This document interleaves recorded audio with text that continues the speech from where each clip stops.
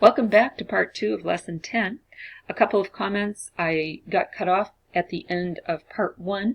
I did want to let you know that the link on the last slide refers to a website that monitors state policies in regards to emergency contraception, and that if you look at that website, you'll see that Maine is one of the most liberal, and that there are only 8 states that allow any form of pharmacist involvement in dispensing the emergency contraception or the morning after pill, Plan B, at the time, with or without a protocol in place or an agreement with a provider.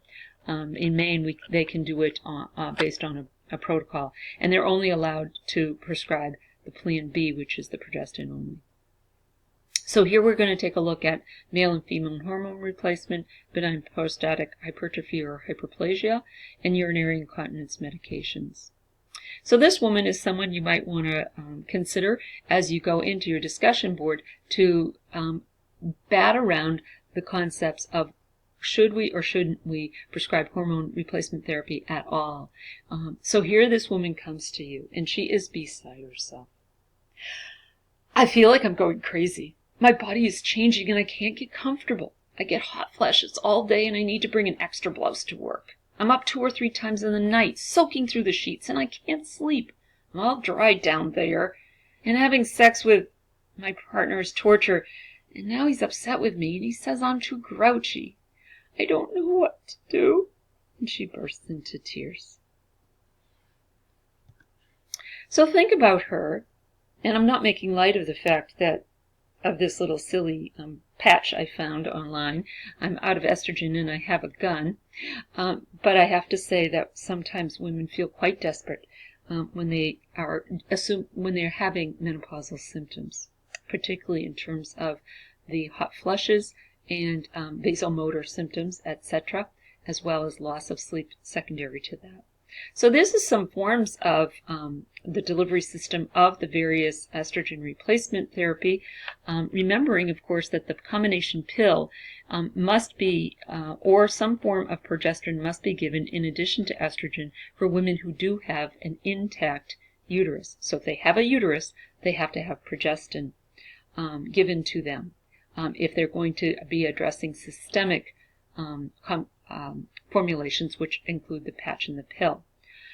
For local symptoms of vaginal discomfort and dryness, and urinary, some urinary symptoms from the loss of estrogen in the mucosa, we can look at vaginal cream or the Estring. So these first 2 cases, the woman with the marathon runner might go for the Estring because she doesn't want to deal with a cream. The other woman with just dryness, she just wants to be able to titrate the dose, maybe start it off a little bit with the plunger, but later she's just going to apply topically. She's going to use the cream.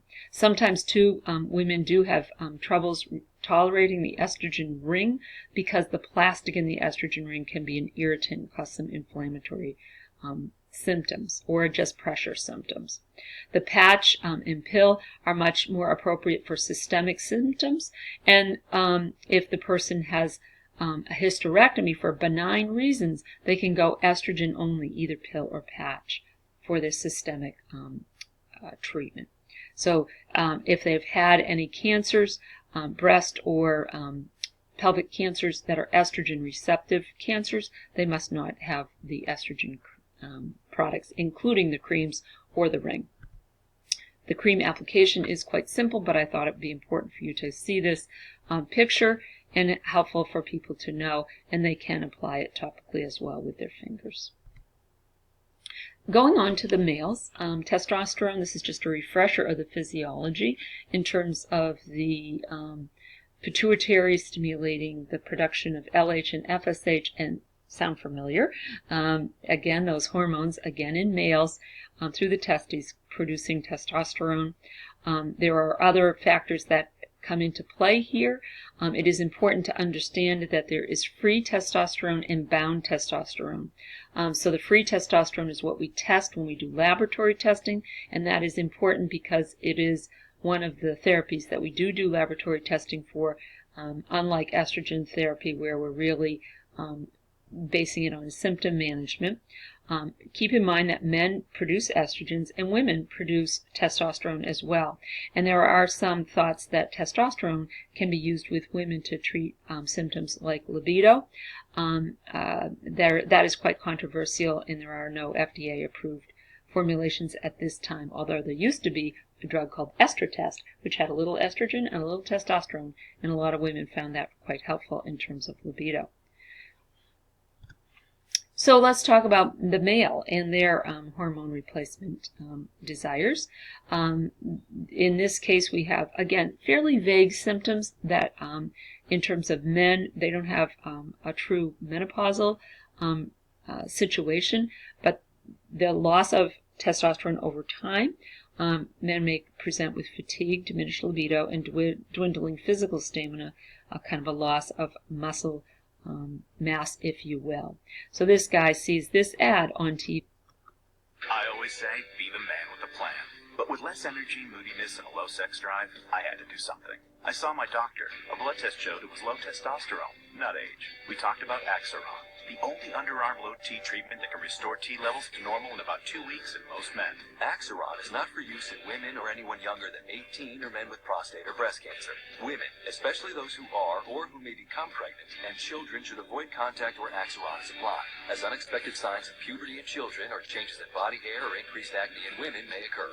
Report these symptoms to your doctor. Tell your doctor about all medical conditions and medications. Serious side effects could include increased risk of prostate cancer, worsening prostate symptoms, decreased sperm count, ankle, feet, or body swelling, enlarged or painful breasts, problems breathing while sleeping, and blood clots in the legs. Common side effects include skin redness or irritation where applied, increased red blood cell count, headache, diarrhea, vomiting, and increase in PSA. Ask your doctor about Axiron. So I wonder if you noticed that there was exactly 19 seconds of this 60-second ad which told about the drug itself and was the advertisement. The rest of the time was spent on all of the disclaimers and cautions that are so very important when this drug is prescribed.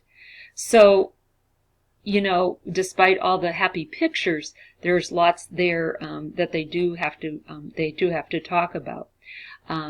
It's really important, and you'll be discussing this on your discussion board, but again, I want to reiterate that this is a situation where we want to test carefully for testosterone levels and it's not simply treat. The man in the picture in the advertisement looks fairly young, and generally speaking, this treatment is going to be given to older men, and so forth. Now, side effects as well, in terms of kind of deregulation of the hormone feedback system, you're going to end up sometimes with problems, estrogenization problems, and so we want to be careful of that, and they do mention it in that ad. So I'll leave the discussion up to you, whether you should or shouldn't treat low testosterone. So you go online, get into the discussion, and you're going to really look at the things, the pros and the cons. You're going to choose one side or the other for either male or female and make 2 posts. And you're going to look at the target symptoms that can be helped very much by these drugs, and then the side effects, the bad side, the pros and the cons. So skipping over to a fairly common condition, benign prostatic hypertrophy, I'm going to defer your work on this out to this YouTube, which I'm not going to play here. You're going to play on your own. And you're going to kind of look at the YouTube that talks about the physiology, the pathophysiology of the enlarged prostate, and the drugs and how they work to treat this condition. Now, the symptoms that we're always treating with drugs for BPH are those of lower urinary tract symptoms, or what we call LUTS, L-U-T-S. And in this case, this certification question, straight out of a certification book, asks us to say which of these mechanisms of action create the good effect of increasing the urine flow and therefore the reducing the symptomatology. And I'm going to give it away here because it is, you'll see it in the video, but it is the prostate size that gets reduced by finasteride.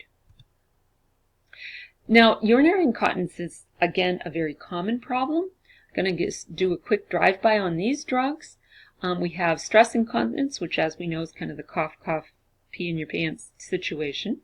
And that does not completely empty the bladder. We have urge incontinence, the one where you kind of walk in the door after a long car trip, you turn the key in the door, and all of a sudden you feel like you just have to go so badly you're going to wet your pants.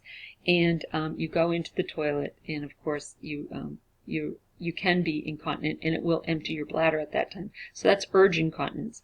Overflow incontinence is a different animal altogether, not really treated with drugs. It has to do with, it can be due to mechanical obstruction of the outlet of urine, and therefore there's just, the bladder is full of urine and urine just leaks out, or it can be a situation of a neurologic situation, and you really have to treat the underlying cause. Drugs will not help this. It's actually a problem of urinary retention. So, incontinence drive-by. We have drugs that work at various places in the bladder and urethra, and anticholinergics and antispasmodics being kind of the most common, and they work up top here on the muscles of the bladder. TCAs, very interesting. These drugs that we're just going to see over and over, tricyclic antidepressants, lower dose, work at both places, at the muscles of the bladder itself as well as the urethra.